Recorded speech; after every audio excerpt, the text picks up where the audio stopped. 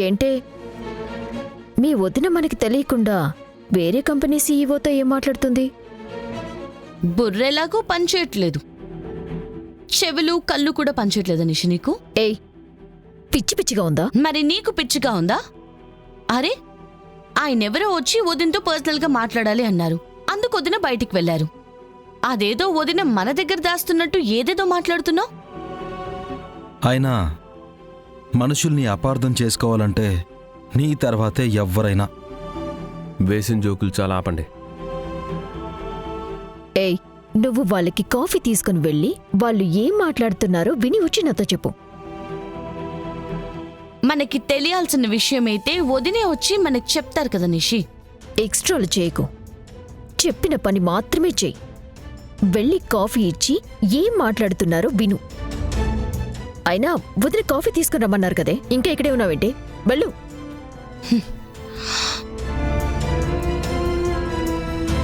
యువరాజ్, పద.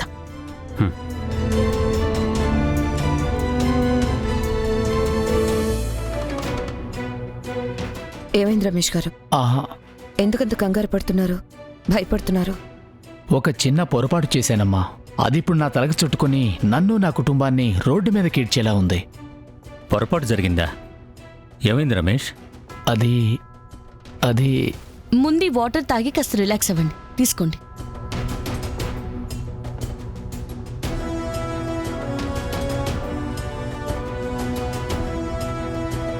ఇప్పుడు చెప్పండి రమేష్ గారు, ఏమైంది? నా వైఫ్ చనిపోయాక నేను వర్క్ మీద ఫోకస్ చేశాను. అప్పుడు కన్స్ట్రక్షన్లో మీ మీద గెలవాలని మీ కంపెనీ ఎంప్లాయీని కొని టెండర్ కొటేషన్స్ తెలుసుకునే ప్రయత్నం కూడా చేసి మీకు దొరికిపోయాను. అవును, అప్పుడు మనం కూర్చొని మాట్లాడుకొని సెటిల్మెంట్ చేసుకున్నాం కదా. అవునమ్మా, ఇప్పుడు సమస్య అది కాదు.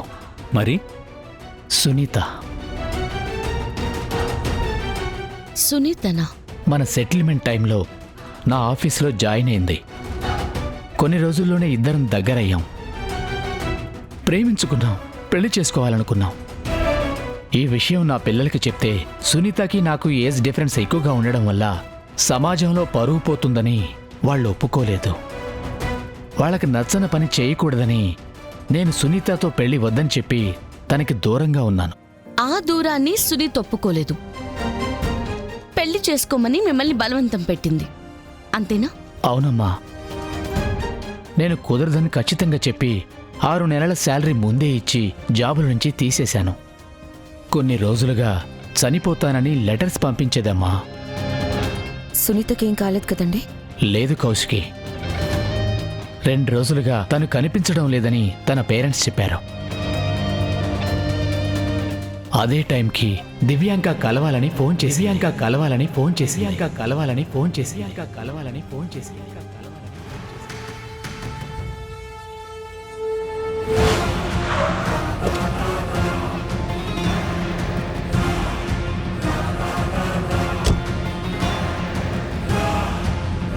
హాయ్, ఏంటి మర్చిపోయారా? అప్పుడే మర్చిపోయి ఉండర్లేండి. డేర్ డెవిల్ దివ్యాంక ఎంట్రీ ఇంపాక్ట్ఫుల్గా ఉంది కదా.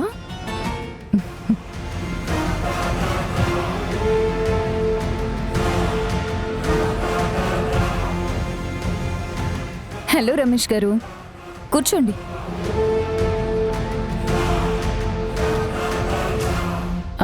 ఏంటి, ఎలా ఉన్నారు? నేను చాలా బిజీగా ఉన్నాను. ఎందుకు అర్జెంటుగా రమ్మని ఫోన్ చేశావు? అరే అరే, ఏంటి రమేష్ గారు, ఇదంతా కోపమే. అయినా మీ ఏజ్లో ఇలా కోప్పడకూడదు సార్, బీపీ వచ్చి పోతారు. చూడు దివ్యాంక, నువ్వు ఇలా టైం పాస్ చేయడానికి వచ్చి ఉంటే నా దగ్గర అంత టైం లేదు. నేను వెళ్ళాలి, బాయ్. సునీతని వెతకడానికా?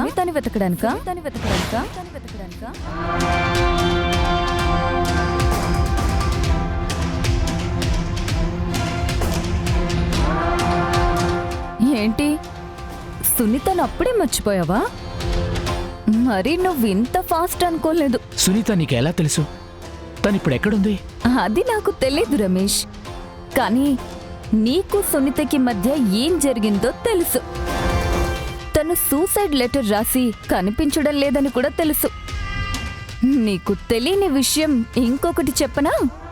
ఇప్పుడు నా ఛానల్కి వెళ్ళి మీరిద్దరు క్లోజ్ గా ఉన్న ఫొటోస్ ని పబ్లిక్ కి చూపించి పారడైజ్ కన్స్ట్రక్షన్ సీఈఓ తన ఏజ్ లో సగం వయసున్న సునీత అనే ఎంప్లాయ్కి కడుపు చేసి పెళ్లి చేసుకోమంటే తననే మాయం చేశాడని చెప్పబోతున్నాను. అబద్ధం. నువ్వు చెప్తుందంతా అబద్ధం. నేను సునీతకి కడుపు చేయలేదు. అరే నిజమని నేనెక్కడన్నాను రమేష్? నేను జనాలకి అలా చెప్తాను అన్నాను అంతే. ఆల్రెడీ కంపెనీ ఎక్స్పాన్షన్ కోసం ఆస్తులు అమ్మి మరీ 25 కోట్లు ఇన్వెస్ట్ చేశావు. ఈ టైంలో ఇలాంటి న్యూస్ బయటకొస్తే ఏమవుతుందో నేను చెప్పాల్సిన అవసరం లేదు కదా. ఈ న్యూస్ నీకు న్యూసెన్స్ అవ్వకూడదంటే నాకు రేపటిలోగా 50 కోట్లు ఇవ్వాలి. లేదంటే ఒంటి మీదున్న ఈ కోర్టు కూడా లేకుండా చేసి రోడ్డు మీద నిల్చోబెడతా.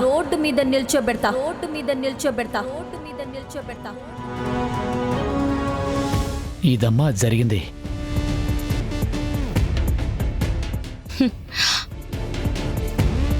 దివ్యాంక న్యూస్ చెప్తూ కాదు, న్యూస్తో బిజినెస్ చేస్తుందన్నమాట. అవునమ్మా. ప్లీజ్ కౌశికి గారు, మీరే నాకు హెల్ప్ చేయాలి. దివ్యాంక ఎంత దుర్మార్గురాలో అందరికీ తెలుసు. అలాంటి ఆవిడికి ఎదురు నిలబడి నిజం చెప్పే ధైర్యం మీకు తప్ప ఇంకెవరికీ లేదు. మీరే దివ్యాంక చెప్పే అబద్ధాన్ని ఆపి నా నిజాన్ని జనాలకి తెలిసేలా చేయండి. మీకు ఈ గొడవకి ఏ సంబంధం లేదు. అనవసరమైన విషయాల్లో జోక్యం చేసుకుంటే తర్వాత ఇబ్బంది పడాల్సింది మేమే. సో ఈ విషయంలో నేనేం చేయలేను అని చెప్పడానికి ఎందుకింత ఆలోచిస్తున్నారు వదినా? జరుగుతున్న గొడవలు చాలక కొత్త సమస్యల్లో చిక్కుకొని బాధపడే టైం లేదు. ఈ విషయంలో మేమేం చేయలేం రమేష్ గారు. మీరు వెళ్ళొచ్చు. యువరాజ్, ఈ ఇంట్లో నిర్ణయం తీసుకోవాల్సింది అక్క. ఎప్పుడు ఎక్కడ ఏం మాట్లాడాలో అక్కకి బాగా తెలుసు. అయినా ఏది మంచో ఏది చెడో వదినకు తెలుసు నిషి. అన్నీ ఆలోచించి వదిన ఒక నిర్ణయం తీసుకుంటారు. మీ మనసులో మాట మీరు చెప్పారు కదా, ఇప్పుడు నిర్ణయం వదిన తీసుకుంటారు. అంటే ఈ ఇంట్లో మా అభిప్రాయాలు చెప్పే స్వేచ్ఛ లేదా? ఏంటి మావయ్య, వాళ్ళిద్దరూ అలా మాట్లాడుతుంటే మీరేం మాట్లాడలేదు? మీరు తప్పు మాట్లాడారు, వాళ్ళు సరిచేశారు. వాళ్ళు మాట్లాడిందంటూ తప్పుంటేనే కదమ్మా సరిచేయడానికి.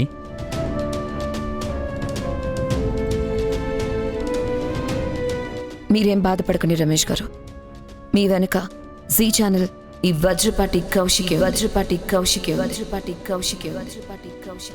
ఈ విషయంలో దివ్యాంకతో నేను మాట్లాడతాను. మంచి నిర్ణయమే తీసుకున్నారు వదిన.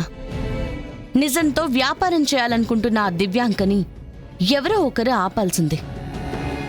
దివ్యాంక మోసాన్ని ఎదుర్కొని నిలబడాలంటే ఎదుటి మనిషిలో నిజం ఉండాలక్క. బ్లాక్మెయిల్కి భయపడాల్సిన అవసరం లేని ధైర్యం ఉండాలి. తప్పు చెయ్యని మీకు అసలు భయపడాల్సిన అవసరమే లేదు. కాబట్టి దివ్యాంకని మీరు మాత్రమే ఎదిరించగలరు, ఎదిరించి గెలవగలరు. ఆపండి మీ భజన. ఏంటి ఇందాకటి నుంచి చూస్తున్నా ఓ అని తెగ వదిని మోసేస్తున్నారు? భజన చేసి మార్కులు కొట్టేయాల్సిన అవసరం మాకసలు లేదు నిషి. తనని నాశనం చేయాలని చూసిన శత్రువు కష్టాల్లో ఉంటే సహాయం చేస్తున్నా వదిన గొప్పతనం గురించి చెప్తున్నాం అంతే.